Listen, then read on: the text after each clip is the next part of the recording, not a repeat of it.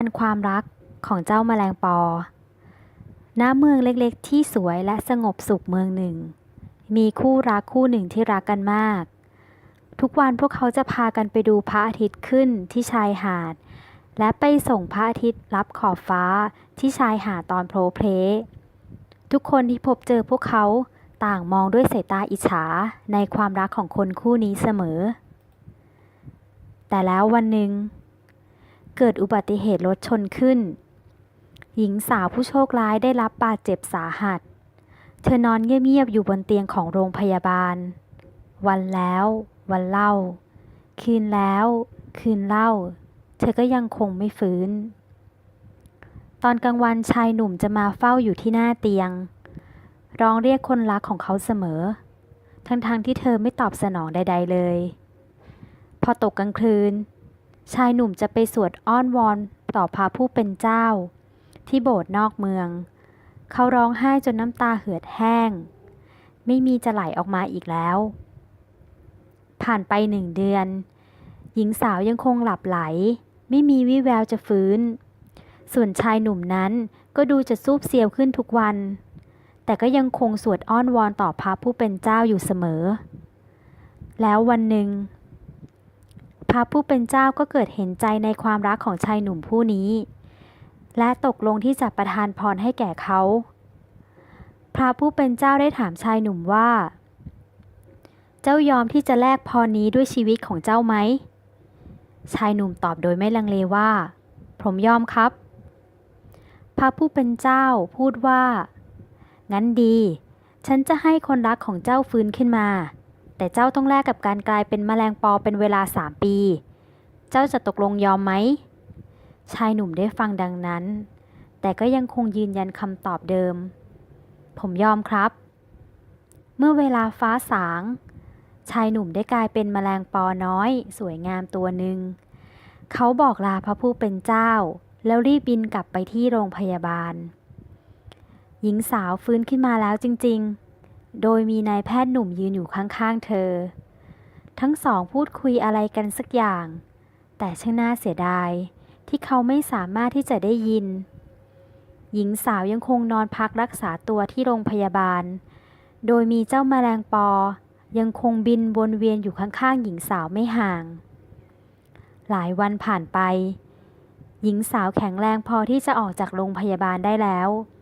แต่เธอดูไม่มีความสุขเอาซะเลย เธอออกตะเวนหาข่าวของชายหนุ่ม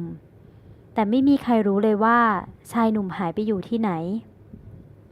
หญิงสาวไม่ละความพยายามที่จะตามหาชายคนรักของเธอ ชายหนุ่มที่อยู่ในร่างของเจ้าแมลงปอได้แต่บินวนเวียนอยู่รอบตัวหญิงสาวไม่ห่างทว่าเขาไม่สามารถที่ส่งเสียง ไม่สามารถโอบกอดเธอได้เหมือนเดิม เขาทำได้เพียง บินไปเกาะที่บ่าของหญิงสาว หรือไม่ก็บินวนเวียนเฝ้ามองดูหญิงสาวไม่ให้คลาดสายตาเท่านั้น ฤดูร้อนได้ผ่านไปแล้ว ลมในฤดูใบไม้ร่วง พัดใบไม้ปลิวร่วงหล่นจากต้นไม้ใหญ่ เจ้าแมลงปอจำต้องจากที่นี่ไปแล้ว นี่เป็นครั้งสุดท้ายที่เขาจะบินมาเกาะที่บ่าของหญิงสาว เขาอยากใช้ปีกของเขารูปใบหน้าของเธอ อยากใช้ปากเล็กๆจูบที่หน้าผาก แต่อย่างไรก็ดี ร่างเล็กบอบบางในคราบของแมลงปอก็ไม่สามารถเรียกร้องความสนใจจากหญิงสาวได้ แค่พริบตาฤดูใบไม้ผลิก็มาเยือนอีกครั้ง เจ้าแมลงปอตัวน้อยรีบบินกลับมาหาคนรักของเขา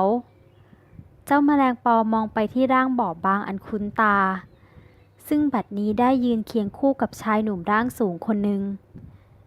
ภาพนั้นทำให้เจ้าแมลงปอเกือบจะบินตกลงมาจากอากาศเลยทีเดียว ชาวบ้านต่างกล่าวขานถึงเรื่องอุบัติเหตุที่ทำให้หญิงสาวผู้ได้รับบาดเจ็บสาหัสทำให้ได้พบกับแพทย์หนุ่มที่น่ารักและใจดีคนนั้น และยังกล่าวถึงความรักของคนทั้งคู่ที่ดูเหมือนถูกกำหนดมาอย่างไรอย่างนั้น แน่นอนพวกเขายังคงพูดถึงหญิงสาวที่สดใสล่าเริงขึ้นกว่าเมื่อก่อนมากมายนัก เจ้าแมลงปอรู้สึกเจ็บปวดยิ่งนัก หลังจากนั้นไม่กี่วัน แมลงปอเห็นแพทย์หนุ่มผู้นั้น พาคนรักของตนไปชายทะเลเพื่อดูพระอาทิตย์ขึ้นจนกระทั่งพบค่ำก็อยู่ที่ชายหาดเพื่อดูพระอาทิตย์ตกแต่สำหรับเขาแล้วนอกจากบินมาเกาะที่บ่าของหญิงสาวแล้วเขาไม่สามารถทำอะไรได้เลยหน้าร้อนของปีนี้ช่างยาวนานนักเจ้าแมลงปอบินต่ำลงต่ำลงทุกวันด้วยความรู้สึกที่เจ็บปวดเขาไม่มีเรี่ยวแรงเพียงพอที่จะบินเข้าใกล้หญิงสาวอันเป็นที่รักท่าทางการพูดคุยกันอย่างสนิทสนมของคนทั้งคู่เสียงหัวเราะยังมีความสุขของทั้งคู่ทำให้เขารู้สึกโดดเดี่ยวย่างเข้าฤดูร้อนของปีที่3เจ้าแมลงปอไม่ค่อยไปเฝ้าดูคนรักของเขาแล้วบ่าของเธอบัดนี้ถูกโอบกอดด้วยมือของแพทย์หนุ่มใบหน้าถูกประทับจูบอย่างเบาๆจากเขาผู้นั้นดูท่าทางแล้วไม่มีทางเลยที่หญิงสาวจะมีเวลาที่จะไปคิดถึงแมลงปอที่เจ็บปวดตัวหนึ่งยิ่งไม่มีทางที่จะไปคิดถึงอดีตที่ผ่านมาวันครบรอบปีที่3ที่พระผู้เป็นเจ้ากำหนดไว้ใกล้เข้ามาถึงแล้วหญิงสาวของเจ้าแมลงปอกับนายแพทย์หนุ่มได้จัดพิธีแต่งงานขึ้นในวันสุดท้ายนั่นเองเจ้าแมลงปอค่อยๆบินเข้าไปในโบสถ์และไปเกาะที่บ่าของผู้เป็นเจ้าเขาได้ยินเสียงคนรักที่ดังมาจากข้างล่างตอบรับคำสาบานของผู้เป็นเจ้าว่าฉันยอมรับค่ะแพทย์หนุ่มคนนั้นสวมแหวนให้คนรักของเขาตามด้วยจุมพิษที่แสนหวานของคนทั้งคู่เจ้าแมลงปอปล่อยให้น้ำตาแห่งความเจ็บปวดไหลออกมาพระผู้เป็นเจ้าถามแมลงปอว่าเจ้ารู้สึกเสียใจไหมเจ้าแมลงปอเช็ดน้ำตาแล้วตอบว่าผมไม่เป็นไรครับพระผู้เป็นเจ้าถอนหายใจแล้วพูดต่อว่าพรุ่งนี้เจ้าก็ได้กลับเป็นเจ้าคนเดิมแล้วเจ้าแมลงปอสายหน้าอย่างช้าๆก่อนตอบว่าขอผมเป็นแมลงปออย่างนี้ต่อไปเถอะครับ